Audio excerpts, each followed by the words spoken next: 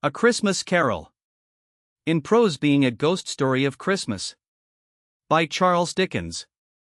Preface.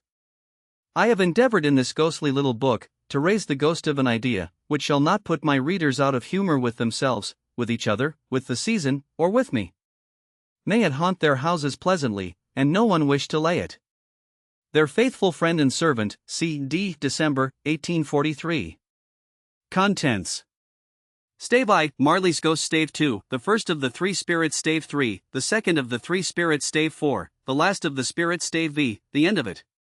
Stave I, Marley's Ghost. Marley was dead, to begin with. There is no doubt whatever about that.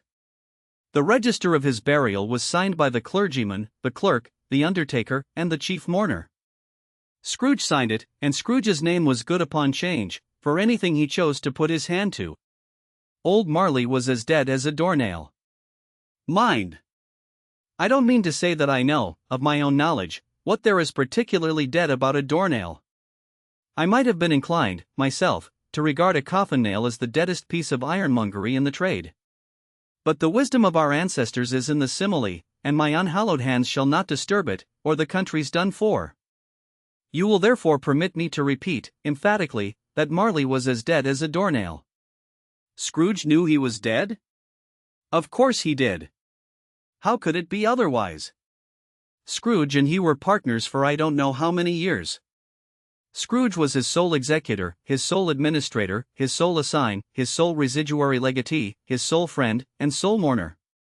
And even Scrooge was not so dreadfully cut up by the sad event, but that he was an excellent man of business on the very day of the funeral, and solemnised with an undoubted bargain. The mention of Marley's funeral brings me back to the point I started from. There is no doubt that Marley was dead. This must be distinctly understood, or nothing wonderful can come of the story I am going to relate. If we were not perfectly convinced that Hamlet's father died before the play began, there would be nothing more remarkable in his taking a stroll at night, in an easterly wind, upon his own ramparts, than there would be in any other middle-aged gentleman rashly turning out after dark in a breezy spot, say St. Paul's churchyard for instance, literally to astonish his son's weak mind. Scrooge never painted out old Marley's name. There it stood, years afterwards, above the warehouse door, Scrooge and Marley. The firm was known as Scrooge and Marley. Sometimes people new to the business called Scrooge, and sometimes Marley, but he answered to both names. It was all the same to him. Oh! But he was a tight-fisted hand at the grindstone, Scrooge. A squeezing, wrenching, grasping, scraping, clutching, covetous, old sinner. Hard and sharp as flint, from which no steel had ever struck out generous fire, secret, and self-contained, and solitary as an oyster. The cold within him froze his old features, nipped his pointed nose, shriveled his cheek, stiffened his gait, made his eyes red, his thin lips blue, and spoke out shrewdly in his grating voice.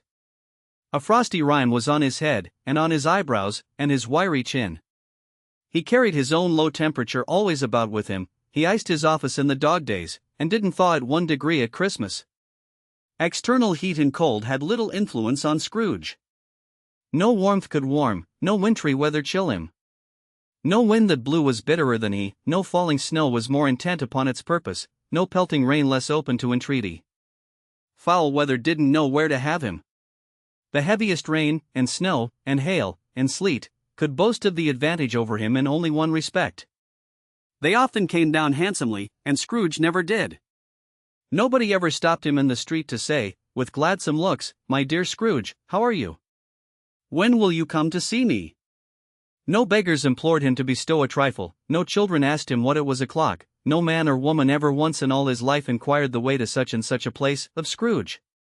Even the blind men's dogs appeared to know him, and when they saw him coming on, would tug their owners into doorways and up courts, and then would wag their tails as though they said, "No eye at all is better than an evil eye, dark master." But what did Scrooge care? It was the very thing he liked. To edge his way along the crowded paths of life, warning all human sympathy to keep its distance, was what the knowing ones call nuts to Scrooge. Once upon a time of all the good days in the year, on Christmas Eve old Scrooge sat busy in his counting-house.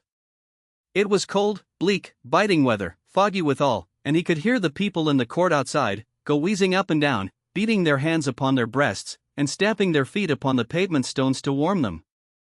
The city clocks had only just gone 3, but it was quite dark already. It had not been light all day, and candles were flaring in the windows of the neighboring offices, like ruddy smears upon the palpable brown air. The fog came pouring in at every chink and keyhole, and was so dense without, that although the court was of the narrowest, the houses opposite were mere phantoms. To see the dingy cloud come drooping down, obscuring everything, one might have thought that nature lived hard by, and was brewing on a large scale. The door of Scrooge's counting-house was open that he might keep his eye upon his clerk, who in a dismal little cell beyond, a sort of tank, was copying letters. Scrooge had a very small fire, but the clerk's fire was so very much smaller that it looked like one coal. But he couldn't replenish it, for Scrooge kept the coal box in his own room, and so surely as the clerk came in with the shovel, the master predicted that it would be necessary for them to part. Wherefore the clerk put on his white comforter, and tried to warm himself at the candle, in which effort, not being a man of a strong imagination, he failed. "A Merry Christmas, Uncle!" "God save you!" cried a cheerful voice. It was the voice of Scrooge's nephew, who came upon him so quickly that this was the first intimation he had of his approach. "Bah!" said Scrooge, "humbug!" He had so heated himself with rapid walking in the fog and frost, this nephew of Scrooge's, that he was all in a glow. His face was ruddy and handsome, his eyes sparkled, and his breath smoked again. "Christmas a humbug, Uncle," said Scrooge's nephew. "You don't mean that, I am sure?" "I do," said Scrooge. "Merry Christmas! What right have you to be merry? What reason have you to be merry? You're poor enough." "Come, then," returned the nephew gaily. "What right have you to be dismal? What reason have you to be morose? You're rich enough." Scrooge, having no better answer ready on the spur of the moment, said, "Bah," again, and followed it up with humbug. "Don't be cross, Uncle," said the nephew. "What else can I be," returned the uncle, "when I live in such a world of fools as this? Merry Christmas! Out upon Merry Christmas! What's Christmas time to you but a time for paying bills without money, a time for finding yourself a year older, but not an hour richer, a time for balancing your books and having every item in M through a round dozen of months presented dead against you? If I could work my will," said Scrooge indignantly, "every idiot who goes about with Merry Christmas on his lips should be boiled with his own pudding and buried with a stake of holly through his heart. He should." "Uncle," pleaded the nephew. "Nephew," returned the uncle sternly, "keep Christmas in your own way, and let me keep it in mine." "Keep it," repeated Scrooge's nephew. "But you don't keep it." "Let me leave it alone, then," said Scrooge. "Much good may it do you. Much good it has ever done you. There are many things from which I might have derived good, by which I have not profited, I dare say," returned the nephew. "Christmas among the rest. But I am sure I have always thought of Christmas time, when it has come round apart from the veneration due to its sacred name and origin, if anything belonging to it can be apart from that, as a good time, a kind, forgiving, charitable, pleasant time, the only time I know of, in the long calendar of the year, when men and women seem by one consent to open their shut-up hearts freely, and to think of people below them as if they really were fellow passengers to the grave, and not another race of creatures bound on other journeys.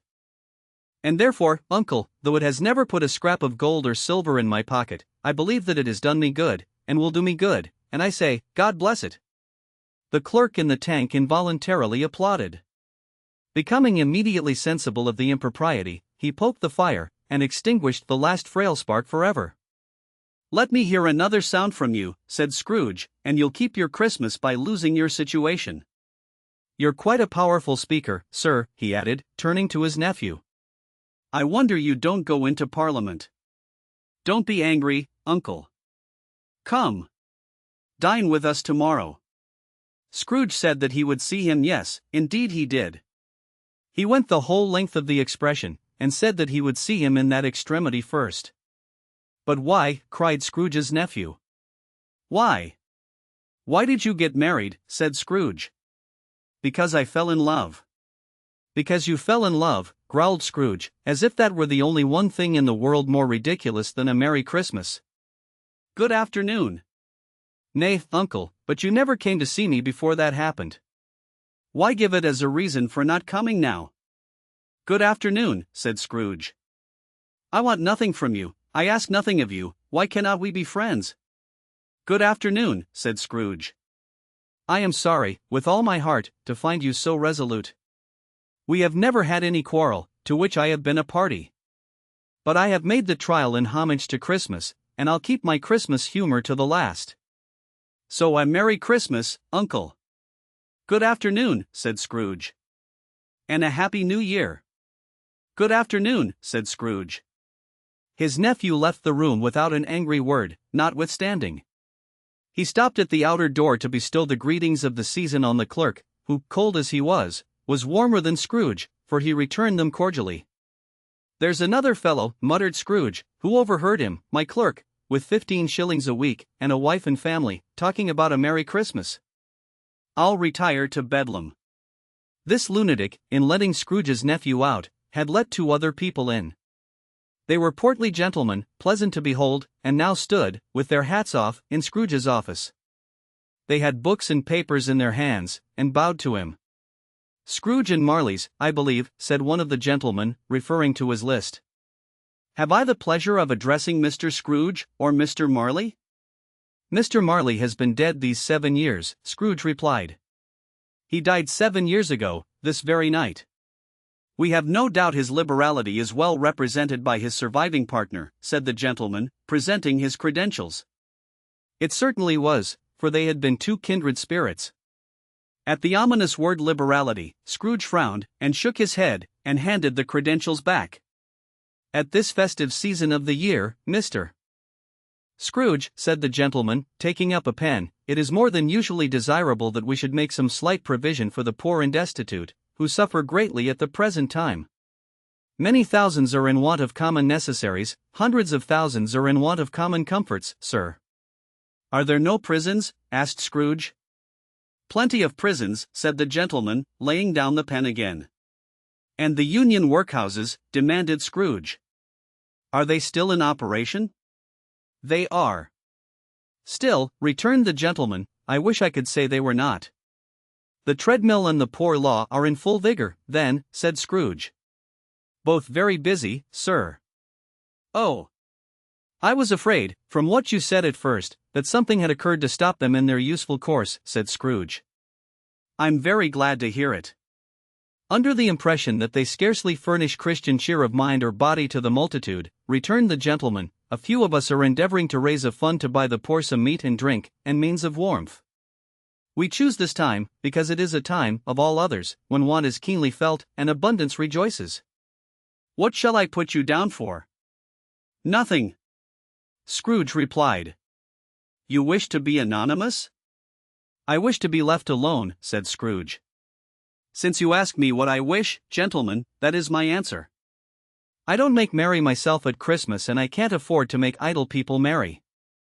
I help to support the establishments I have mentioned. They cost enough, and those who are badly off must go there. Many can't go there, and many would rather die.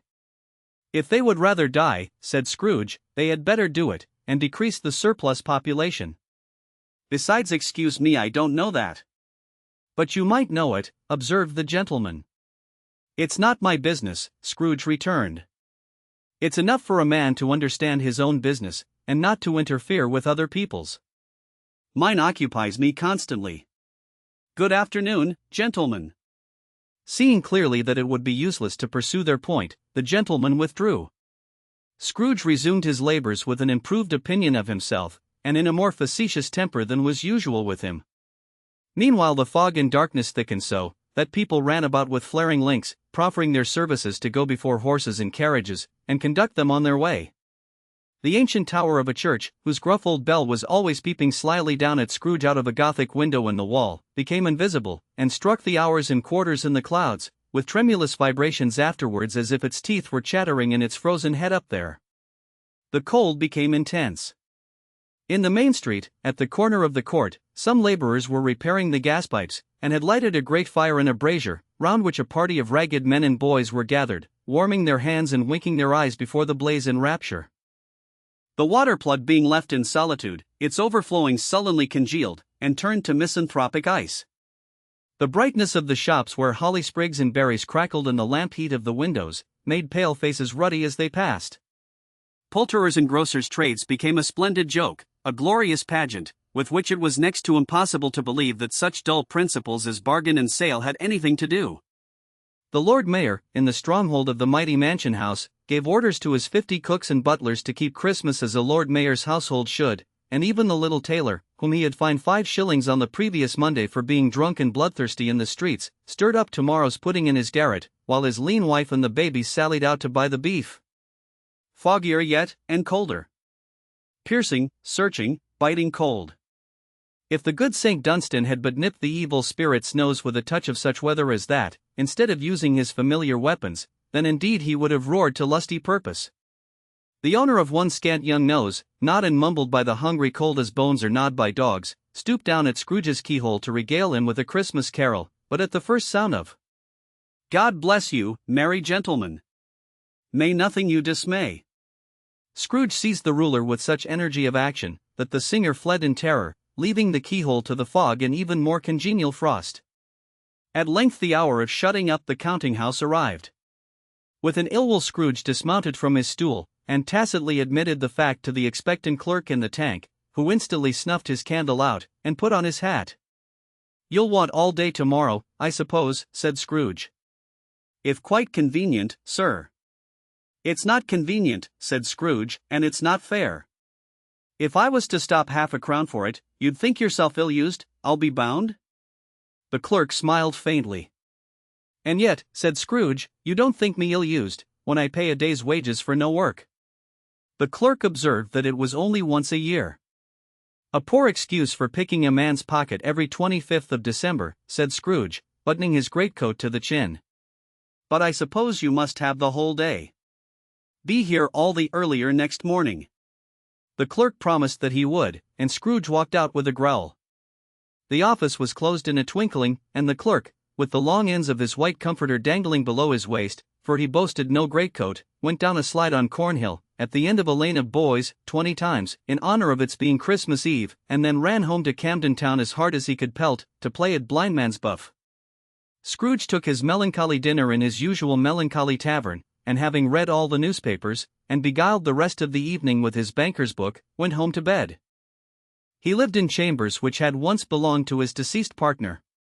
They were a gloomy suite of rooms, in a lowering pile of building up a yard, where it had so little business to be, that one could scarcely help fancying it must have run there when it was a young house, playing at hide-and-seek with other houses, and forgotten the way out again. It was old enough now, and dreary enough, for nobody lived in it but Scrooge, the other rooms being all let out as offices. The yard was so dark that even Scrooge, who knew its every stone, was fain to grope with his hands. The fog and frost so hung about the black old gateway of the house, that it seemed as if the genius of the weather sat in mournful meditation on the threshold. Now, it is a fact, that there was nothing at all particular about the knocker on the door, except that it was very large. It is also a fact, that Scrooge had seen it, night and morning, during his whole residence in that place, also that Scrooge had as little of what is called fancy about him as any man in the city of London, even including, which is a bold word, the corporation, alderman, and livery. Let it also be borne in mind that Scrooge had not bestowed one thought on Marley, since his last mention of his 7 years dead partner that afternoon. And then let any man explain to me, if he can, how it happened that Scrooge, having his key in the lock of the door, saw in the knocker, without its undergoing any intermediate process of change, not a knocker, but Marley's face. Marley's face. It was not an impenetrable shadow as the other objects in the yard were, but had a dismal light about it, like a bad lobster in a dark cellar. It was not angry or ferocious, but looked at Scrooge as Marley used to look, with ghostly spectacles turned up on its ghostly forehead. The hair was curiously stirred, as if by breath or hot air, and, though the eyes were wide open, they were perfectly motionless. That, and its livid color, made it horrible, but its horror seemed to be in spite of the face and beyond its control, rather than a part of its own expression. As Scrooge looked fixedly at this phenomenon, it was a knocker again. To say that he was not startled, or that his blood was not conscious of a terrible sensation to which it had been a stranger from infancy, would be untrue. But he put his hand upon the key he had relinquished, turned it sturdily, walked in, and lighted his candle. He did pause, with a moment's irresolution, before he shut the door, and he did look cautiously behind it first, as if he half expected to be terrified with the sight of Marley's pigtail sticking out into the hall. But there was nothing on the back of the door, except the screws and nuts that held the knocker on, so he said pooh, pooh, and closed it with a bang. The sound resounded through the house like thunder. Every room above, and every cask in the wine merchant's cellars below, appeared to have a separate peal of echoes of its own. Scrooge was not a man to be frightened by echoes. He fastened the door, and walked across the hall, and up the stairs, slowly too, trimming his candle as he went. You may talk vaguely about driving a coach and six up a good old flight of stairs, or through a bad young Act of Parliament, but I mean to say you might have got a hearse up that staircase, and taken it broadwise, with the splinter bar towards the wall and the door towards the balustrades, and done it easy. There was plenty of width for that, and room to spare, which is perhaps the reason why Scrooge thought he saw a locomotive hearse going on before him in the gloom. Half a dozen gas lamps out of the street wouldn't have lighted the entry too well, so you may suppose that it was pretty dark with Scrooge's dip. Up Scrooge went, not caring a button for that. Darkness is cheap, and Scrooge liked it. But before he shut his heavy door, he walked through his rooms to see that all was right. He had just enough recollection of the face to desire to do that. Sitting room, bedroom, lumber room. All as they should be. Nobody under the table, nobody under the sofa, a small fire in the grate, spoon and basin ready, and the little saucepan of gruel. Scrooge had a cold in his head, upon the hob. Nobody under the bed, nobody in the closet, nobody in his dressing gown, which was hanging up in a suspicious attitude against the wall. Lumber room as usual. Old fire guard, old shoes, 2 fish baskets, washing stand on 3 legs, and a poker. Quite satisfied, he closed his door, and locked himself in, double-locked himself in, which was not his custom. Thus secured against surprise, he took off his cravat, put on his dressing gown and slippers, and his nightcap, and sat down before the fire to take his gruel. It was a very low fire indeed, nothing on such a bitter night. He was obliged to sit close to it, and brood over it, before he could extract the least sensation of warmth from such a handful of fuel. The fireplace was an old one, built by some Dutch merchant long ago, and paved all round with quaint Dutch tiles, designed to illustrate the scriptures. There were Cains and Abels, Pharaoh's daughters, queens of Sheba, angelic messengers descending through the air on clouds like featherbeds, Abrahams, Belshazzars, apostles putting off to sea in butter boats, hundreds of figures to attract his thoughts, and yet that face of Marley, 7 years dead, came like the ancient prophet's rod, and swallowed up the whole. If each smooth tile had been a blank at first, with power to shape some picture on its surface from the disjointed fragments of his thoughts, there would have been a copy of old Marley's head on every one. Humbug, said Scrooge, and walked across the room. After several turns, he sat down again. As he threw his head back in the chair, his glance happened to rest upon a bell, a disused bell, that hung in the room, and communicated for some purpose now forgotten with a chamber in the highest story of the building. It was with great astonishment, and with a strange, inexplicable dread, that as he looked, he saw this bell begin to swing. It swung so softly in the outset that it scarcely made a sound, but soon it rang out loudly, and so did every bell in the house. This might have lasted half a minute, or a minute, but it seemed an hour. The bells ceased as they had begun, together. They were succeeded by a clanking noise, deep down below, as if some person were dragging a heavy chain over the casks in the wine merchant's cellar. Scrooge then remembered to have heard that ghosts in haunted houses were described as dragging chains. The cellar door flew open with a booming sound, and then he heard the noise much louder, on the floors below, then coming up the stairs, then coming straight towards his door. "It's humbug still," said Scrooge. "I won't believe it." His color changed though, when, without a pause, it came on through the heavy door, and passed into the room before his eyes. Upon its coming in, the dying flame leaped up, as though it cried, "I know him, Marley's ghost," and fell again. The same face, the very same. Marley in his pigtail, usual waistcoat, tights and boots, the tassels on the latter bristling, like his pigtail, and his coat skirts, and the hair upon his head. The chain he drew was clasped about his middle. It was long, and wound about him like a tail, and it was made, for Scrooge observed it closely, of cash boxes, keys, padlocks, ledgers, deeds, and heavy purses wrought in steel. His body was transparent, so that Scrooge, observing him, and looking through his waistcoat, could see the 2 buttons on his coat behind. Scrooge had often heard it said that Marley had no bowels, but he had never believed it until now. No, nor did he believe it even now. Though he looked the phantom through and through, and saw it standing before him, though he felt the chilling influence of its death-cold eyes, and marked the very texture of the folded kerchief bound about its head and chin, which wrapper he had not observed before. He was still incredulous, and fought against his senses. "How now?" said Scrooge, caustic and cold as ever. "What do you want with me?" "Much." Marley's voice, no doubt about it. "Who are you?" "Ask me who I was." "Who are you then?" said Scrooge, raising his voice. "You're particular, for a shade." He was going to say to a shade, but substituted this, as more appropriate. "In life I was your partner, Jacob Marley." Can you sit down?" asked Scrooge, looking doubtfully at him. "I can." "Do it, then." Scrooge asked the question, because he didn't know whether a ghost so transparent might find himself in a condition to take a chair, and felt that in the event of its being impossible, it might involve the necessity of an embarrassing explanation. But the ghost sat down on the opposite side of the fireplace, as if he were quite used to it. "You don't believe in me," observed the ghost. "I don't," said Scrooge. "What evidence would you have of my reality beyond that of your senses?" "I don't know," said Scrooge. "Why do you doubt your senses?" "Because," said Scrooge, "a little thing affects them. A slight disorder of the stomach makes them cheats. You may be an undigested bit of beef, a blot of mustard, a crumb of cheese, a fragment of an underdone potato. There's more of gravy than of grave about you, whatever you are." Scrooge was not much in the habit of cracking jokes, nor did he feel, in his heart, by any means waggish then. The truth is, that he tried to be smart, as a means of distracting his own attention, and keeping down his terror, for the spectre's voice disturbed the very marrow in his bones. To sit, staring at those fixed glazed eyes, in silence for a moment, would play, Scrooge felt, the very deuce with him. There was something very awful, too, in the spectre's being provided with an infernal atmosphere of its own. Scrooge could not feel it himself, but this was clearly the case, for though the ghost sat perfectly motionless, its hair, and skirts, and tassels, were still agitated as by the hot vapor from an oven.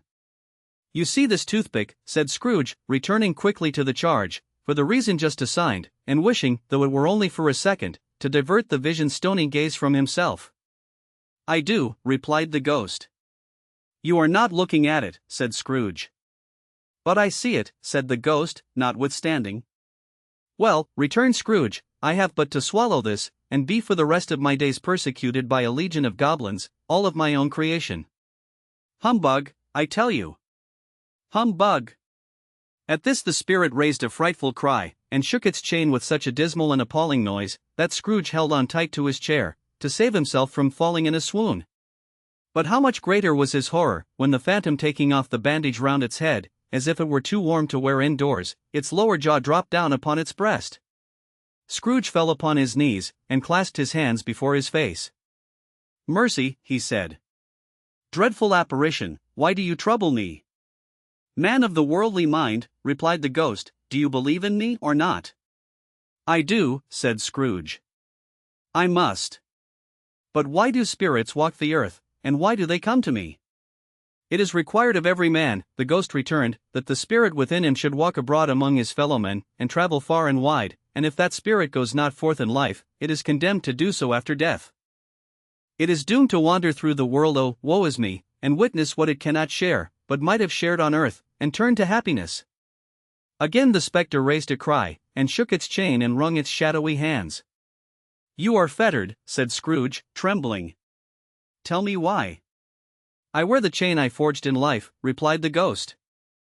"I made it link by link, and yard by yard. I girded it on of my own free will, and of my own free will I wore it." "Is its pattern strange to you?" Scrooge trembled more and more. "Or would you know," pursued the ghost, "the weight and length of the strong coil you bear yourself? It was full as heavy and as long as this, 7 Christmas Eves ago. You have labored on it, since. It is a ponderous chain." Scrooge glanced about him on the floor, in the expectation of finding himself surrounded by some 50 or 60 fathoms of iron cable, but he could see nothing. "Jacob," he said, imploringly. "Old Jacob Marley, tell me more. Speak comfort to me, Jacob." "I have none to give," the ghost replied. "It comes from other regions, Ebenezer Scrooge, and is conveyed by other ministers, to other kinds of men. Nor can I tell you what I would." A very little more is all permitted to me. I cannot rest, I cannot stay, I cannot linger anywhere. My spirit never walked beyond our counting-house. Mark me, in life my spirit never roved beyond the narrow limits of our money-changing hole, and weary journeys lie before me. It was a habit with Scrooge, whenever he became thoughtful, to put his hands in his breeches pockets. Pondering on what the ghost had said, he did so now, but without lifting up his eyes, or getting off his knees.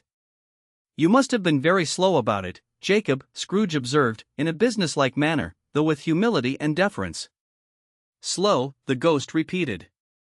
7 years dead, mused Scrooge. "And traveling all the time." "The whole time," said the ghost. "No rest, no peace. Incessant torture of remorse." "You travel fast," said Scrooge. "On the wings of the wind," replied the ghost. "You might have got over a great quantity of ground in 7 years," said Scrooge. The ghost, on hearing this, set up another cry, and clanked its chain so hideously in the dead silence of the night, that the ward would have been justified in indicting it for a nuisance. "Oh! Captive, bound, and double-ironed," cried the phantom, "not to know that ages of incessant labor by immortal creatures, for this earth must pass into eternity before the good of which it is susceptible is all developed. Not to know that any Christian spirit working kindly in its little sphere, whatever it may be, will find its mortal life too short for its vast means of usefulness. Not to know that no space of regret can make amends for one life's opportunity misused. Yet such was I. Oh! Such was I." "But you were always a good man of business, Jacob," faltered Scrooge, who now began to apply this to himself. "Business," cried the ghost, wringing its hands again. "Mankind was my business. The common welfare was my business, charity, mercy, forbearance, and benevolence were all my business. The dealings of my trade were but a drop of water in the comprehensive ocean of my business." It held up its chain at arm's length, as if that were the cause of all its unavailing grief, and flung it heavily upon the ground again. "At this time of the rolling year," the spectre said, "I suffer most. Why did I walk through crowds of fellow beings with my eyes turned down, and never raise them to that blessed star which led the wise men to a poor abode? Were there no poor homes to which its light would have conducted me?"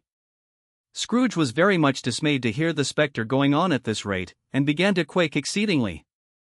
"Hear me," cried the ghost. "My time is nearly gone."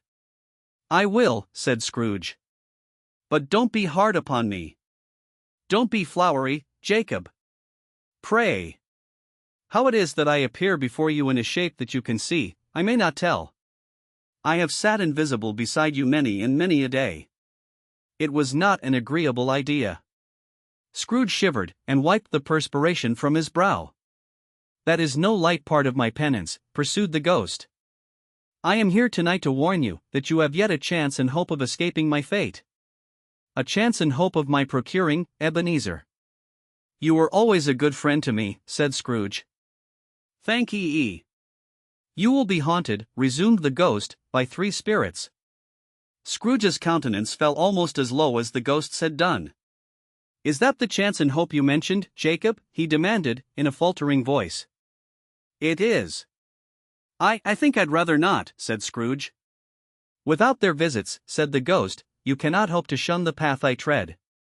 Expect the first tomorrow, when the bell tolls 1. "Couldn't I take 'em all at once, and have it over, Jacob?" hinted Scrooge.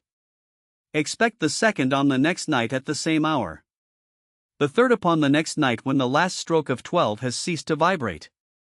Look to see me no more, and look that, for your own sake, you remember what has passed between us."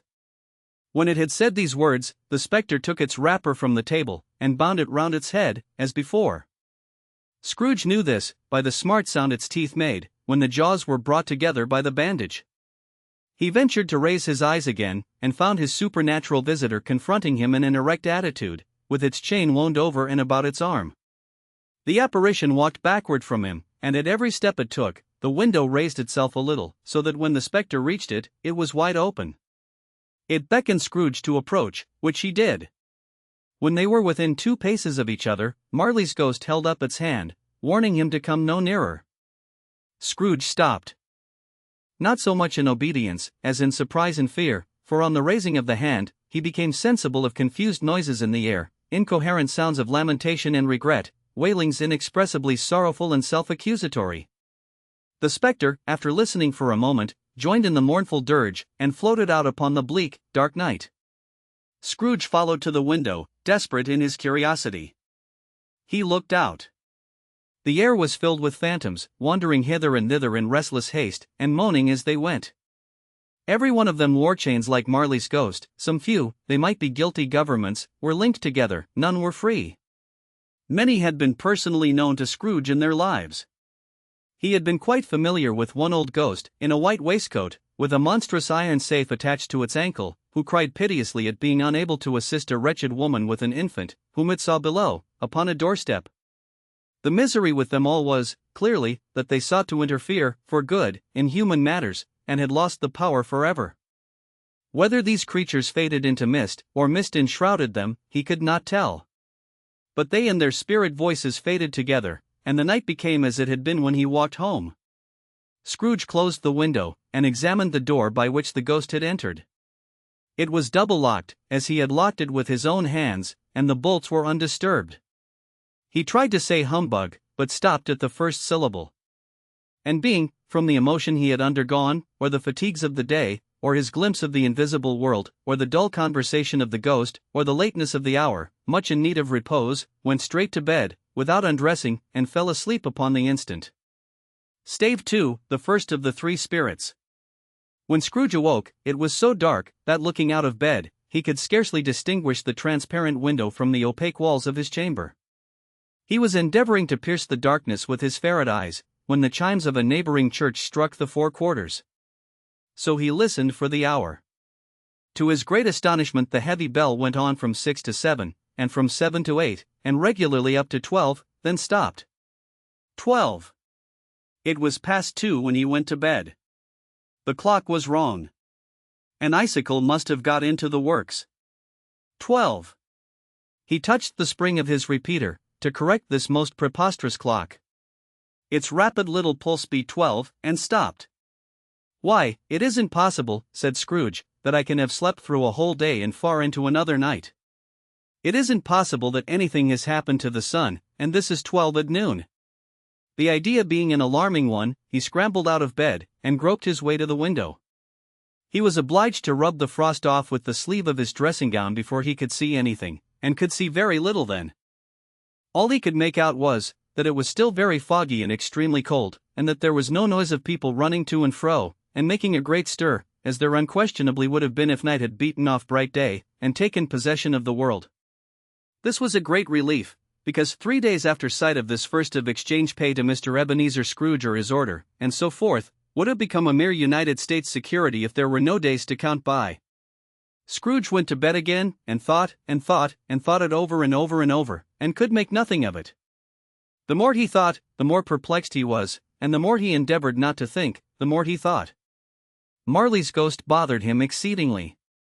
Every time he resolved within himself, after mature inquiry, that it was all a dream, his mind flew back again, like a strong spring released, to its first position, and presented the same problem to be worked all through: was it a dream or not? Scrooge lay in this state until the chime had gone 3 quarters more, when he remembered, on a sudden, that the ghost had warned him of a visitation when the bell tolled 1.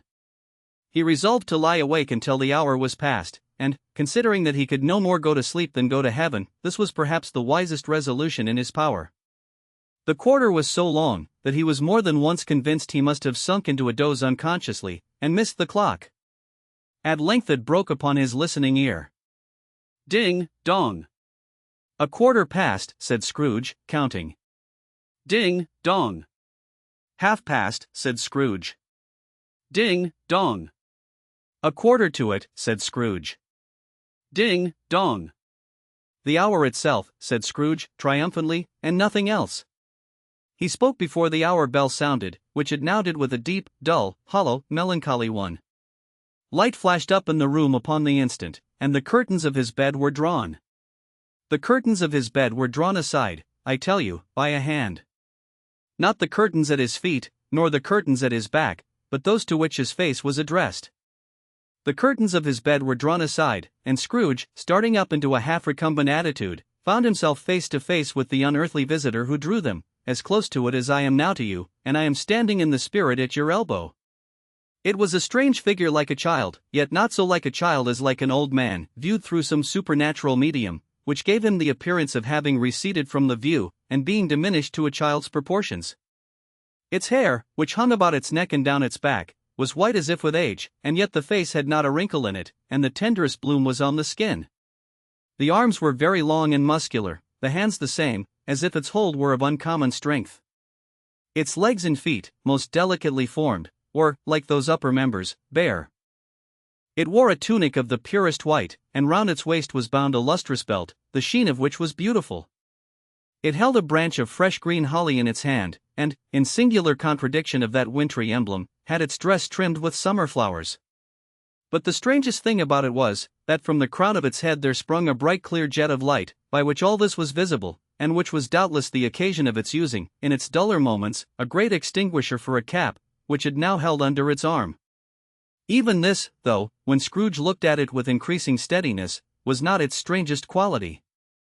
For as its belt sparkled and glittered now in one part and now in another, and what was light one instant, at another time was dark, so the figure itself fluctuated in its distinctness, being now a thing with one arm, now with one leg, now with 20 legs, now a pair of legs without a head, now a head without a body, of which dissolving parts, no outline would be visible in the dense gloom wherein they melted away. And in the very wonder of this, it would be itself again, distinct and clear as ever. "Are you the spirit, sir, whose coming was foretold to me?" asked Scrooge. "I am." The voice was soft and gentle, singularly low, as if instead of being so close beside him, it were at a distance.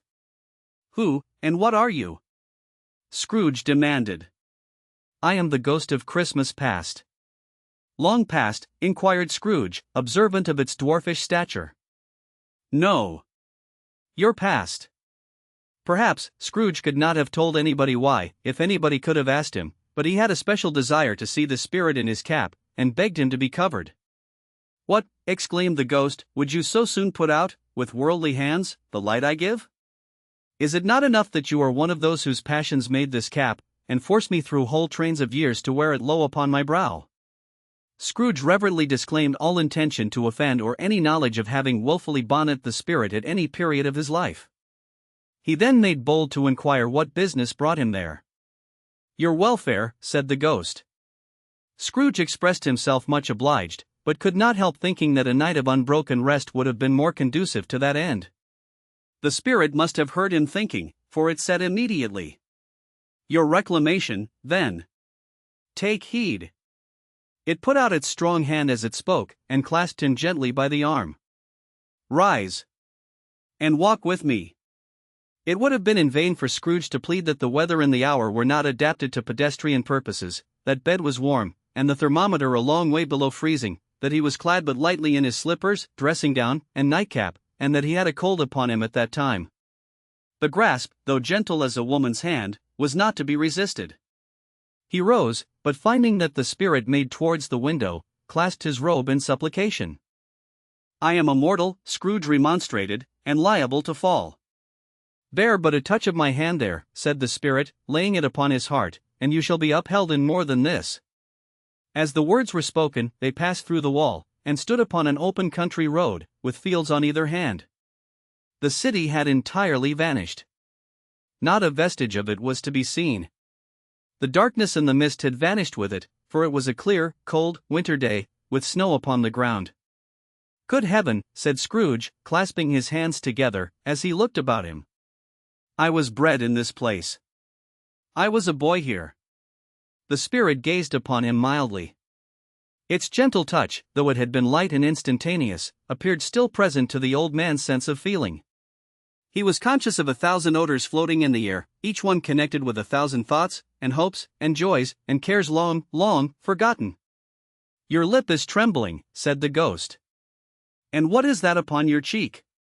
Scrooge muttered, with an unusual catching in his voice, that it was a pimple, and begged the ghost to lead him where he would. "You recollect the way?" inquired the spirit. "Remember it," cried Scrooge with fervor. "I could walk it blindfold." "Strange to have forgotten it for so many years," observed the ghost. "Let us go on." They walked along the road, Scrooge recognizing every gate, and post, and tree, until a little market town appeared in the distance, with its bridge, its church, and winding river. Some shaggy ponies now were seen trotting towards them with boys upon their backs, who called to other boys in country gigs and carts, driven by farmers. All these boys were in great spirits, and shouted to each other, until the broad fields were so full of merry music, that the crisp air laughed to hear it. "These are but shadows of the things that have been," said the ghost. "They have no consciousness of us." The jock and travelers came on, and as they came, Scrooge knew and named them every one. Why was he rejoiced beyond all bounds to see them? Why did his cold eye glisten, and his heart leap up as they went past? Why was he filled with gladness when he heard them give each other Merry Christmas, as they parted at crossroads and byways, for their several homes? What was Merry Christmas to Scrooge? Out upon Merry Christmas! What good had it ever done to him?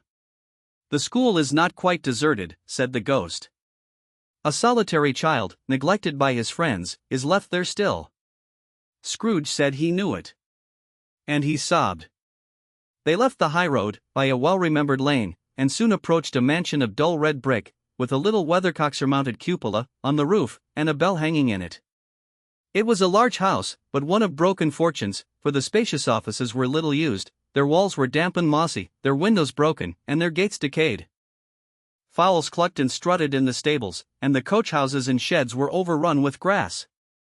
Nor was it more retentive of its ancient state, within, for entering the dreary hall, and glancing through the open doors of many rooms, they found them poorly furnished, cold, and vast. There was an earthy savor in the air, a chilly bareness in the place, which associated itself somehow with too much getting up by candlelight, and not too much to eat. They went, the ghost and Scrooge, across the hall, to a door at the back of the house. It opened before them, and disclosed a long, bare, melancholy room, made barer still by lines of plain deal forms and desks. At one of these a lonely boy was reading near a feeble fire, and Scrooge sat down upon a form, and wept to see his poor forgotten self as he used to be. Not a latent echo in the house, not a squeak and scuffle from the mice behind the paneling, not a drip from the half-thawed waterspout in the dull yard behind, not a sigh among the leafless boughs of one despondent poplar, not the idle swinging of an empty storehouse door, no, not a clicking in the fire, but fell upon the heart of Scrooge with a softening influence, and gave a freer passage to his tears. The spirit touched him on the arm, and pointed to his younger self, intent upon his reading. Suddenly a man, in foreign garments, wonderfully real and distinct to look at, stood outside the window, with an axe stuck in his belt, and leading by the bridle an ass laden with wood. "Why, it's Ali Baba!" Scrooge exclaimed in ecstasy. "It's dear old honest Ali Baba." Yes, I know. One Christmas time, when yonder solitary child was left here all alone, he did come, for the first time, just like that. Poor boy. "And Valentine," said Scrooge, "and his wild brother, Orson, there they go. And what's his name, who was put down in his drawers, asleep, at the gate of Damascus, don't you see him? And the Sultan's groom turned upside down by the genii, there he is upon his head. Serve him right. I'm glad of it. What business had he to be married to the princess?" To hear Scrooge expending all the earnestness of his nature on such subjects, in a most extraordinary voice between laughing and crying, and to see his heightened and excited face, would have been a surprise to his business friends in the city, indeed. "There's the parrot," cried Scrooge. "Green body and yellow tail, with a thing like a lettuce growing out of the top of his head, there he is. Poor Robin Crusoe, he called him, when he came home again after sailing round the island. Poor Robin Crusoe, where have you been, Robin Crusoe?" The man thought he was dreaming, but he wasn't. It was the parrot, you know. There goes Friday, running for his life to the little creek. Hullo! Hoop! Halloo! Then, with a rapidity of transition very foreign to his usual character, he said, in pity for his former self, "Poor boy," and cried again. "I wish," Scrooge muttered, putting his hand in his pocket, and looking about him, after drying his eyes with his cuff, "but it's too late now." "What is the matter?" asked the spirit. "Nothing," said Scrooge. "Nothing. There was a boy singing a Christmas carol at my door last night.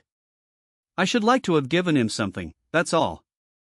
The ghost smiled thoughtfully, and waved its hand, saying as it did so, "Let us see another Christmas." Scrooge's former self grew larger at the words, and the room became a little darker and more dirty. The panels shrunk, the windows cracked, fragments of plaster fell out of the ceiling, and the naked lads were shown instead. But how all this was brought about, Scrooge knew no more than you do.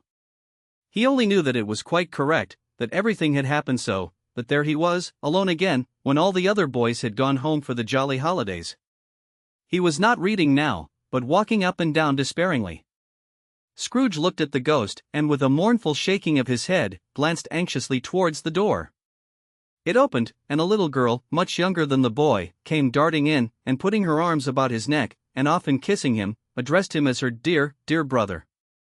"I have come to bring you home, dear brother," said the child, clapping her tiny hands, and bending down to laugh. "To bring you home, home, home." "Home, little Fan," returned the boy. "Yes," said the child, brimful of glee. "Home, for good and all. Home, for ever and ever.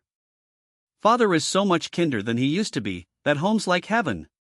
He spoke so gently to me one dear night when I was going to bed, that I was not afraid to ask him once more if you might come home, and he said yes, you should, and sent me in a coach to bring you." "And you're to be a man," said the child, opening her eyes, "and are never to come back here, but first, we're to be together all the Christmas long, and have the merriest time in all the world." "You are quite a woman, little Fan," exclaimed the boy. She clapped her hands and laughed, and tried to touch his head, but being too little, laughed again, and stood on tiptoe to embrace him. Then she began to drag him, in her childish eagerness, towards the door, and he, nothing loath to go, accompanied her. A terrible voice in the hall cried, "Bring down Master Scrooge's box, there," and in the hall appeared the schoolmaster himself, who glared on Master Scrooge with a ferocious condescension, and threw him into a dreadful state of mind by shaking hands with him. He then conveyed him and his sister into the veriest old well of a shivering best parlor that ever was seen, where the maps upon the wall, and the celestial and terrestrial globes in the windows, were waxy with cold. Here he produced a decanter of curiously light wine, and a block of curiously heavy cake, and administered installments of those dainties to the young people, at the same time, sending out a meager servant to offer a glass of something to the postboy, who answered that he thanked the gentleman, but if it was the same tap as he had tasted before, he had rather not. Master Scrooge's trunk being by this time tied on to the top of the chaise, the children bade the schoolmaster good-bye right willingly, and getting into it, drove gaily down the garden sweep, the quick wheels dashing the hoarfrost and snow from off the dark leaves of the evergreens like spray. "Always a delicate creature, whom a breath might have withered," said the ghost. "But she had a large heart." "So she had," cried Scrooge. "You're right. I will not gainsay it, spirit. God forbid." "She died a woman," said the ghost, "and had, as I think, children." "One child," Scrooge returned. "True," said the ghost. "Your nephew?" Scrooge seemed uneasy in his mind, and answered briefly, "Yes."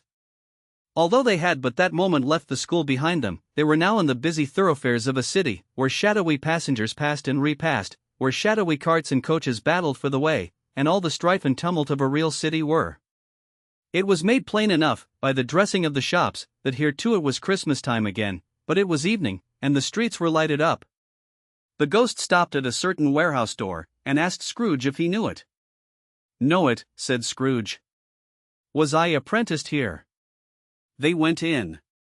At sight of an old gentleman in a Welsh wig, sitting behind such a high desk, that if he had been 2 inches taller he must have knocked his head against the ceiling, Scrooge cried in great excitement, "Why, it's old Fezziwig!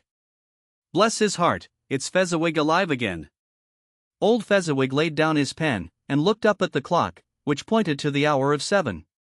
He rubbed his hands, adjusted his capacious waistcoat, laughed all over himself, from his shoes to his organ of benevolence, and called out in a comfortable, oily, rich, fat, jovial voice, "Yo-ho, there! Ebenezer! Dick!" Scrooge's former self, now grown a young man, came briskly in, accompanied by his fellow prentice. "Dick Wilkins, to be sure," said Scrooge to the ghost. "Bless me, yes. There he is. He was very much attached to me, was Dick. Poor Dick. Dear, dear." "Yo-ho, my boys," said Fezziwig.